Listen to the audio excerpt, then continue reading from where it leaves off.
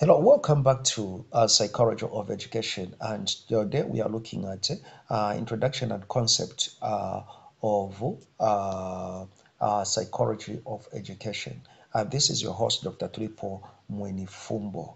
Remember, this program is brought to you by Mukuba College of Education. Mukuba College of Education has got varieties of programs that it offers.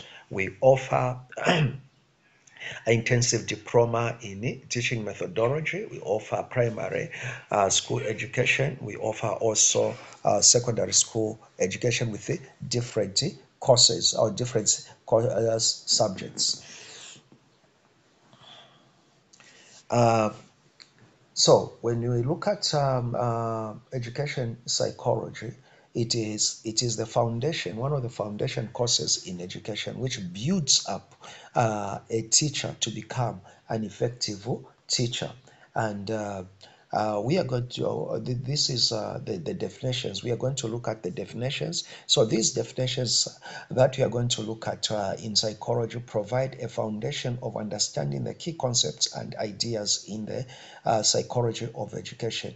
And it is going to help us also to look at the relationship between psychology and education and how it is interconnected. So psychology informs education in several ways. So here are some related definitions related to psychology of education. Number one, psychology of education. What is psychology of education? It is the study of how people learn and develop in educational settings, including psychological factors that influence learning, teaching, and education outcome. Now, what is learning? Learning is the process of acquiring knowledge, skills, attitudes, and values through experience, practice, and study. So, learning, the definition of learning is the process of acquiring knowledge, skills, attitudes, and values through experience, practice, and study. And what is teaching? Teaching is the process of guiding and supporting students in their learning, including the creation of learning environments, instructional methods, and assessment. So, when we talk about teaching, we are not just talking about someone standing to teach, we are also looking at the environment and the method that is being used. So, there are things that we think it is teaching, yet it is not teaching. Sometimes you may just be speaking, making noise. You think you are teaching, but as a professional teacher, you have to consider these things like the environment and also instructional methods and the assessment. That is teaching. Cognitive development. When we talk about cognitive development, we are talking about the process of growth and change in mental processes such as thinking, problem solving, and memory. So, when we talk about uh, cognitive development, we are talking about the process of growth and change in mental processes such as thinking, problem solving, and memory. So then, when we talk about social emotional development. So, social emotional development is the process of growth and change in emotional, social, and motivational abilities. Now, I want you to see the difference between cognitive development and social emotional development. Cognitive development is a process of growth and change in mental processes such as thinking, problem solving, and memory. Whilst social emotional development is the process of growth and change in emotional, social, and motivational abilities. What is the individual basis or the definition of individual basis? It is the unique characteristic abilities and needs of each learner. So individual differences is the unique characteristic abilities of each learner. So Each individual is different from another. So as a teacher, instructor, or lecturer, you have to be aware. Don't take students the same. Each student, each trainee is different from the other, and the way they perceive things. I remember they are coming from different background, and they carry different genetics and different genes. So you need to understand the ability that each learner has. When you talk about instruction design, it is the systematic development of learning materials, activities, and assessments to achieve specific learning objectives. So um, there are five things that uh, content in instructional design. Number one, there is materials, activities, assessment, and learning objectives. So, instruction design, it is the systematic development of learning materials, activities, and assessment. This is your core business as an instructor or as a teacher, because you need to design your instructions. Then there is also the assessment. Assessment is the process of measuring student learning and understanding to inform instruction and evaluation program effectiveness. So when you assess the student, learning is not complete until you receive the feedback, until you see that the learners are able to apply what they have learned. So that is you need to assess the students as the lecturer. And what is education psychology? The education psychology, the branch of psychology that studies the psychological factors that influence learning and teaching in education. There is a difference between education, psychology of education, and education psychology. So now we define psychology of education. Now we are defining education psychology, which is a branch of psychology that studies the psychological factors that influence learning and teaching in educational settings. And what is pedagogy in education? This is the art and science or practice of teaching, including theories, methods, and strategies used to guide and support students' learning. So you need to master these definitions, because these definitions, they are going to help you as a teacher, as a lecturer, to be able to understand or to define your work, to define what you are supposed to do as the lecturer or as a teacher. Um, Now, we look at the history of education briefly. We have got ancient Greeks, where we have got Plato's allegorical of the cave, which is the learning as a process of discovery. So in this period of time, learning was the process of discovery. And we have got Aristotle concept, which emphasized on experience and environment shaping. Then we had the industrial revolution, which was the emergence of compulsory education focused on standardized efficiency and mass production in education. So these, we have already covered them in the history of education. So you have to refer all these, what we are talking about, the history of education, into from the history of education. So we have got John Dewar in the 20th century progressive education movement, emphasizing student-centered learning experience and social reform. Then we have got Edward Thindike, who is the connectionism, focusing on stimulus response and association in learning. We have got B.F. Skinner, or who propounded what is called operant conditioning, who emphasizing reinforcement, punishment, and behavior modification in education.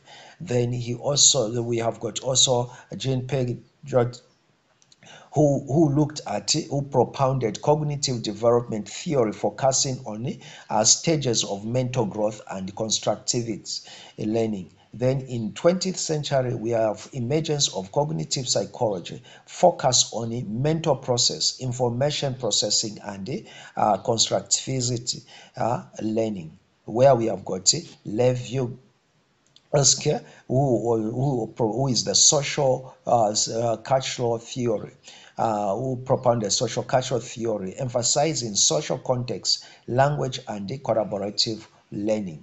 In the 21st centuries, we have got increased focus on the neuroscience. When we talk about neuroscience, we are talking about the the coordination of the human being, or the coordination of the brain, which results into the understanding and also the technology and diversity in education. So we are also emphasizing on the evidence-based practices, which is accountability and the standardized testing. So in the 21st century, there is standardized testing. Then this brief history highlights the key figures, movements, and ideas that shaped the psychology of education over time. Now let's look at the overview of education psychology. So education psychology covers a wide range of topics, including learning theories. So when we talk about learning theories, we are talking about psychology provides insight into how people learn, such as cognitive, behavioral, and social constructivist. So how do people learn? How do people acquire knowledge? And we also it is also, when you talk about psychology of education, we also look at instructional design. Psychology helps design effective learning materials, activities, and assessment. And so it's instructional design. How do you design your instructions? And teaching methods. So when you talk about psychology of education, it also includes what is called teaching method. Psychology informs teaching strategies such as classroom management, motivation, and engagement. We also look at assessment. Psychology of education looked at assessment and evaluation. How do you know that this person knows? So psychology helps develop varied and reliable assessments to measure students' learning. And we also look at, in psychology of education, we look at the diversity of students. Psychology understands individual differences, including abilities, disabilities, and learning styles. Teacher training. Psychology supports teacher professional development, including stress management and burnout. There is also what we call professional burnout, and the stress that comes about when in your profession as a teacher. You may be so tired. So now, how do you handle those things? So in psychology of education, we look at how you can be able to handle as the teacher when you face the challenge of stress or burnout. Then it also looks at education policy. Psychology informs policy decisions such as those related to bullying, special education, and education technology. Now, you look at the education environment, the schools. So there are different issues that are contained, and there are different people. So sometimes there is bullying, and your pupil maybe or your students may not be able to cope up. Maybe he's been bullied in class. So how do you counsel that student or that trainee? And those trainees that wants to give up, how do you handle them? And also it helps in special education, like the deaf and also the blind. How do you transmit your education to those? And also the use of technology. How would you be able to use the technology in education? So education also informs psychology. This is the a reciprocal relationship in between. We are looking at. We were looking at the overview of psychology. Now we are looking at the what psychology informs. This is the reciprocal that enhances both fields, ultimately benefiting students, teachers, and society. So when you talk about education, education has got it should be able to benefit three interested parties, and that is the student, the teacher, and the society. So imagine you acquire education which is not relevant to the society. So meaning that that education it has nothing, it's not going to be help to the society. So when it comes to education, so the teacher must be satisfied and is an interested party to see that the student or the trainee develop. Then we have got also the student who is the beneficiary also wants to see that what the teacher is imparting the necessary knowledge that this student is going to use in his career or in his life. And also the society should benefits from the students. So when we are talking about education, education centers on those three interested parties. So the following are the four main ways education informs psychology. Number one, research setting. Educational settings provide opportunities for psychological research. Then there is practical application. So there is research. So as a psychologist, you need to do the research. So the psychology helps in the research and also in the practical application. Education context allows psychologists to apply theories and interventions. So now how do you apply those theories that you have researched to become relevant to the community? And also collaboration. Education, it's not something that you can work on yourself on your own. You don't need to consult anyone. So education is collaborative. So educators and psychologists work together to address students. So there is a link between psychology and education, because the education psychology is the one that helps in addressing our students' needs. So